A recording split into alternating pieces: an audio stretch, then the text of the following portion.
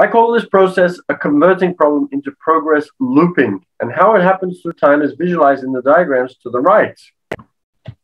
And so we have this diagram here, where we've got two different kinds of loops, one going up and slightly down, one going completely down, and one going around and up. Obviously, the one in the middle is the one that we want to go for.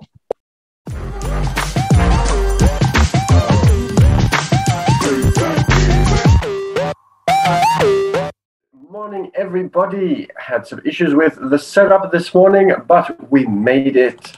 Somehow I put the computer on flight mode. Somehow a couple of other things happened, but we are here and ready to do some reading. Dalio principles.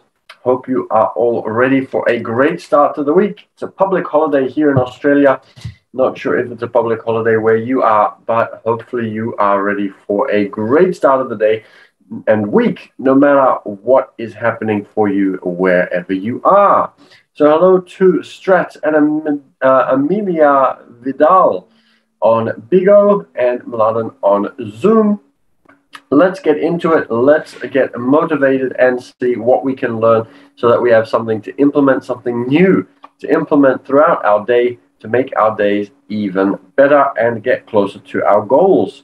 So we were just talking about the 5-step process, having clear goals, identifying the problems preventing the goals from being achieved, diagnosing what parts of the machine, for example, which people or which designs are not working well, designing changes, and then 5, doing what is needed. This part is an organization, is a machine consisting of 2 major parts, culture and people. We are now in the section work principles. Let's continue. Here we go. I call this process a converting problem into progress looping, and how it happens through time is visualized in the diagrams to the right.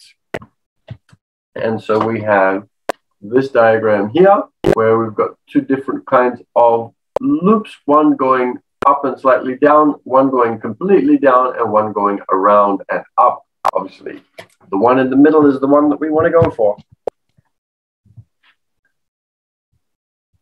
If you identify the decline, diagnose the problems that caused it so as to get to their root causes, come up with new designs, and then push them through, the trajectory will loop back on itself and continue its upward ascent, like in the second diagram.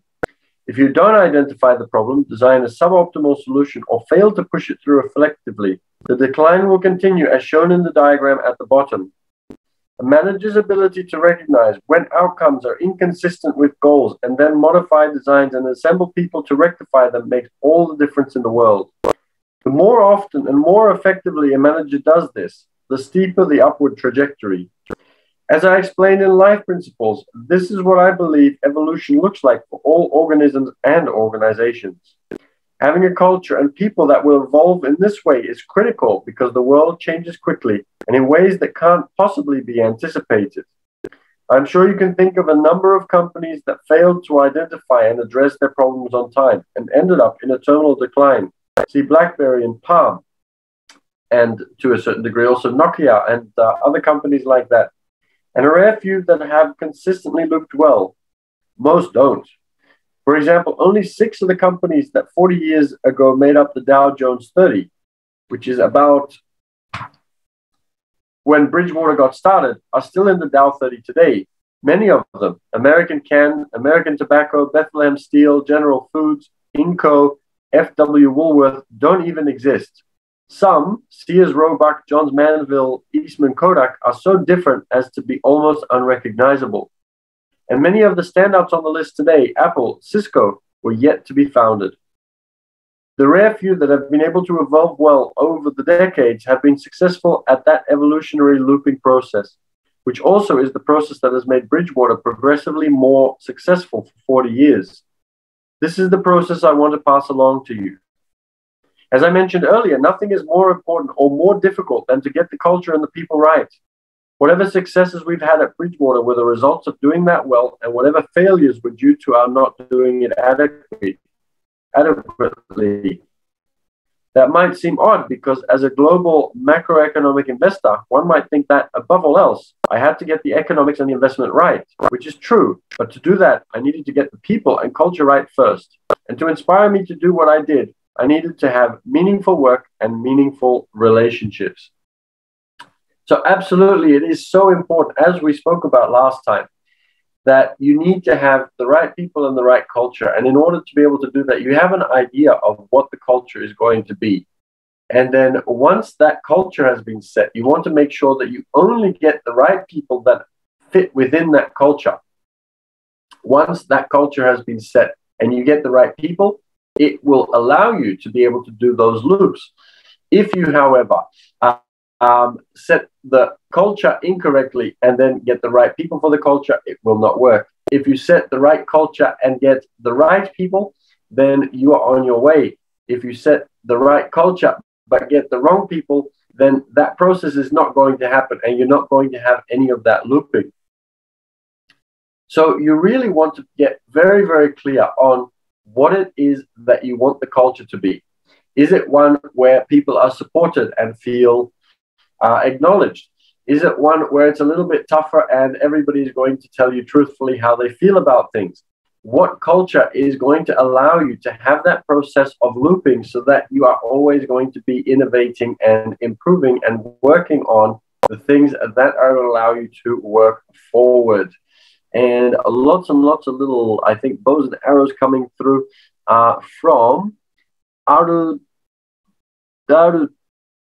Dalio. So thank you so much for that. And everybody else that's been joining on the Big O. Let's continue. As the entrepreneur builder of Bridgewater, I naturally shaped the organization to be consistent with my values and principles. I went after what I wanted most in the way that seemed most natural to me with the people I chose to be with. And we and Bridgewater evolved together. If you had asked me what my objective was when I started out, I would have said it was to have fun working with people I like. Work was a game I played with passion, and I wanted to have a blast playing it with people I enjoyed and respected.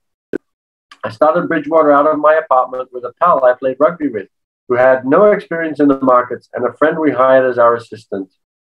I certainly wasn't thinking about management at the time. Management seemed to me like something people in gray suits with slide presentations did. I never set out to manage, let alone to have principles about work and management. From reading Life Principles, you know that I like to imagine and build out new practical concepts that never existed before. I especially love doing things with people who were on the same mission with me. I treasured thoughtful disagreement with them as a way of learning and raising our odds of making good decisions. And I wanted all the people I worked with to be my partners rather than my employees. In a nutshell, I was looking for meaningful work and meaningful relationships. I quickly learned that the best way to do that was to have great partnerships with great people.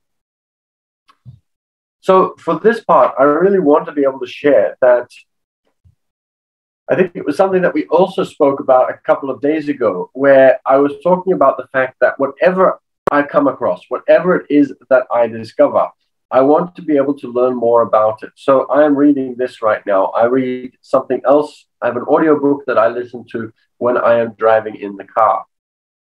And I just like to go really, really deep into different things. So when a friend of mine many years ago told me about a strategy that he had for roulette, I started looking into it and putting numbers into a spreadsheet and playing around with it. And it gave me a very, very good insight into how it all works, how it functions, what the statistics are, and what happens if you make changes and play around with things. And so we want to be able to do this with everything in our lives. We want to be able to see everything as fun and as Ray Dalio says, as a game. He saw business as a game, spending time with playing with people that he really enjoyed spending time with. So you want to surround yourself with people that you feel comfortable with, people that you're going to happily spend time with, people that are going to challenge you a little bit, but who are, the kind of people that you gel with very, very well. And once you do that, then you want to make sure that you engross yourself deeply into a topic. So you want to be able to make sure that you are reading about it. You want to play around with the numbers if it has numbers involved. You want to read more about it if you can. You want to understand how it works. So you want to talk to other people who are successful at it or who understand it better than you do, in order to be able to see where you can see the patterns and where you can see the correlations and how it all fits together. And once you start doing that, that's when the whole thing will start to fall together like a puzzle. And all the pieces will start to align, and you can start to see over time the bigger picture of what it is that you're actually creating. And the whole thing starts to work and you flow in that kind of direction. But you need all of those elements to be able to be present. Otherwise, it doesn't really work. So if there is hesitation on wanting to go out and learn more about it, then obviously it might not be the right topic. It needs to be something that you get up in the morning and you're like, oh, I'm looking forward to learning more about this topic. So if it's something that you watch videos about, that you read books about, if it's something that you are really excited about, then of course you're going to have a lot more success from it. Yesterday, in fact, I was telling one of my clients about somebody I used to know. And this person started a business, and they started a business because they knew that this business made a lot of money. And so they weren't interested in whether it was interesting to them, whether they were excited about it, or whether it was even ethically what they wanted to do. They just started this business because it would make them a lot of money. And they did. They made a lot of money because this kind of business had low expenses, high income. And so they became very wealthy very, very quickly. And they bought the big house along the water with the jet skis and the cars and this and that. And they had this amazing life. But deep down inside, they felt a void. And this void ended up culminating in a bit of a depression and a state of not really knowing why they were existing, because they were not excited about the business. They didn't understand why they were doing this. And they weren't really excited about getting up in the morning, even though they were making all of this money and even though they were able to get all of these amazing things. But they also didn't really have the time for it because the business was set up in a way that they didn't have a lot of time because they were constantly working in this business. So we want to make sure that we find things that we really, really get excited about, things that we want to work on and things that we want to research more about. I'm very guilty of often neglecting the people around me because I get so engrossed in some of these things because I'm so excited about them that I will spend days sometimes working on ideas and playing around with things, as opposed to keeping to my routines of all the things that I need to be doing. But if you have that ability to really be excited about the things that you're doing, then it's going to be a lot better. So this person that I knew, for example, they eventually sold that business, got out of that business, and started a business that they really enjoyed. And they had some health issues and cleared those up, thankfully, because they had worked themselves practically to death. And once they had solved those issues, they then were able to start a business that they really, really loved. And they've never looked back. They are now having the time of their lives doing something that they really, really love. And they are fulfilled, but also making a lot of money at the same time. And that money is now completely different to what it was before. Whereas before, there was a lot of money and a lot of hard work and heartache and health issues and depression. Now there is a business that works much better, has a better culture, has better people, all the things that we just spoke about in this chapter. He has been able to build up, and he has a really, really happy and fulfilled life because of all of those elements coming in. So I am sure that he also works with the people that he likes. He feels ethical about what it is that he is doing. He's making a difference to people. He is able to get excited about the tasks that need to be done, but he also has time off in order to be able to balance. This is something that I've been learning recently. I love to be go, go, go, and I have not been doing a lot of things to calm myself down. And so one of the reasons I was a little bit unwell last week, probably even the last 2 weeks, probably is because I was so excited about something that I've been working on that constantly, and not much time for, even though I've been meditating in the morning, but not much time for time off. I've just been working from very early in the morning till very late at night, and just doing. So that's something that you want to be careful of. So something that I can teach you that I learned over the weekend is that, let's say, for example, there is a child in class, and that child has probably been spending too much time in class doing the things that are not natural to that particular child. So we all have different personalities. Let's say that this child needs to get up and move every once in a while, because this child is just one of those children. I'm like that. I struggle to, unless I get really excited about something, which is what's been happening for the last 2 weeks. And this explains my principle as well. If you are the type of person that needs to get up every once in a while, I love to move. I feel better when I'm moving. I have better phone calls when I'm walking, as opposed to when I am standing still or sitting down. So when I am sitting down and working on something, if I'm excited by it, I can keep doing that for a while. But I need to move. And so if I am sitting down and having a conversation with somebody, it's generally, I don't have as many ideas. I'm not as excited. It's more challenging for me. If I'm moving, it's much better. So let's say that this child is sitting in the classroom and he's been told to sit still for quite a long time, let's say for over an hour. And usually this child likes to get up every half hour and at least move a little bit. And that movement then refreshes the brain and allows that child to be in a better state. So this child is not getting the tension release that it needs. So the body needs different things. We need excitement from time to time. We need some stability. We need rest. One of the reasons, what happens if we don't sleep?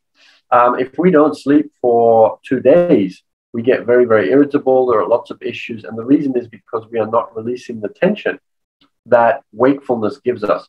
So wakefulness creates this tension.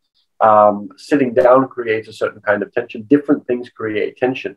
And we need to do the opposite in order to be able to release that tension. So if something is frustrating us, we need to do something in order to be able to release that tension. Now, for most people, that's going to be they're going to throw something or punch something or hit something. There are less destructive ways of doing it. You could go out for a walk and take a breath and do different things. So counting to 10, for example, is one method that people use. So we need to figure out what it is that's going to release the tensions that we are building up. So the child in the classroom suddenly starts having let's say the leg starts moving. This is because the child needs to move. And because the child isn't able to walk, the leg involuntarily starts to what's you know how you're sitting on your foot and then your knee goes up and down. I'm sure most of you know what I mean. And so your leg starts shaking. And the reason that happens is because that tension needs to be released.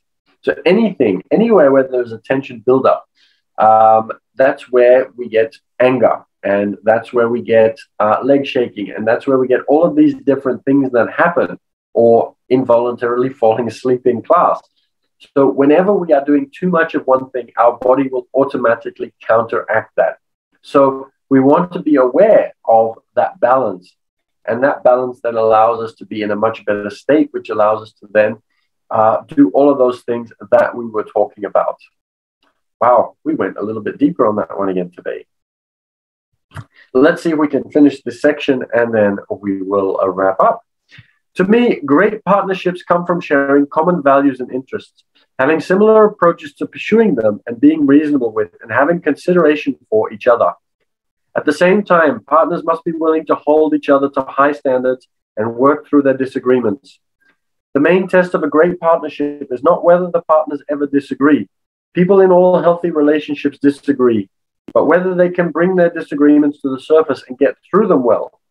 Having clear processes for resolving disagreements efficiently and clearly is essential for business partnerships, marriages, and all other forms of partnership. My wanting these things attracted others who wanted the same things, which drove how we shaped Bridgewater together. When there were 5 of us, it was totally different than when there were 50 of us, which was totally different than when we were 500, 1,000, and so on. As we grew, most everything changed beyond recognition, except for our core values and principles.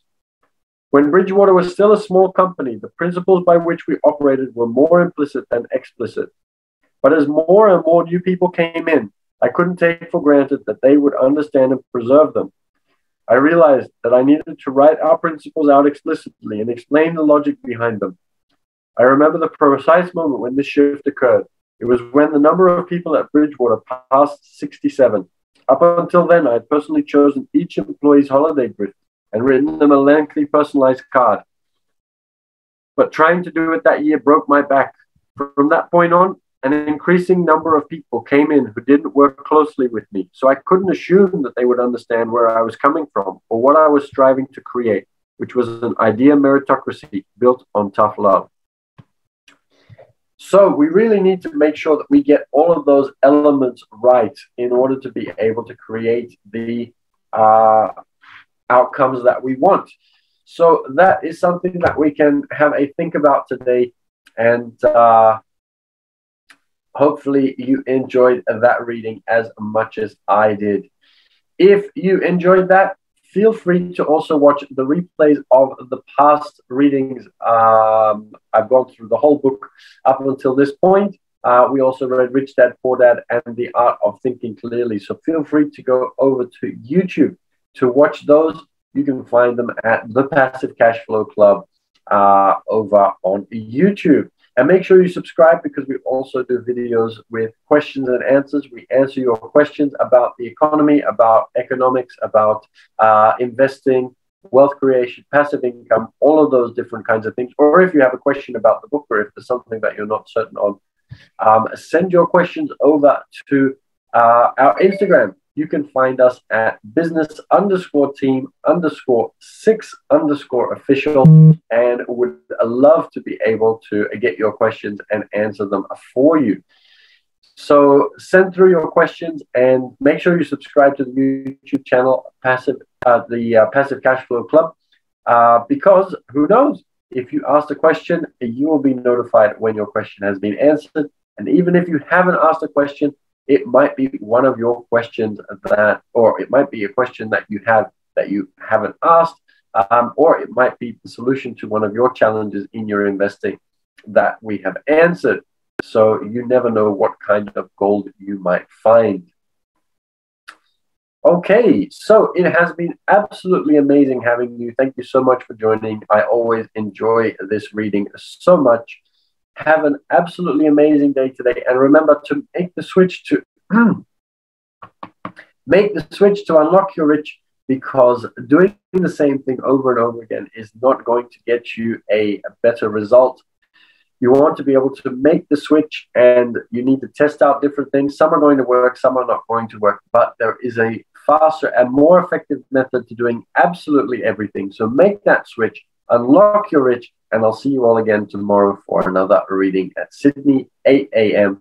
And I am looking forward to it. I'm looking forward to seeing you all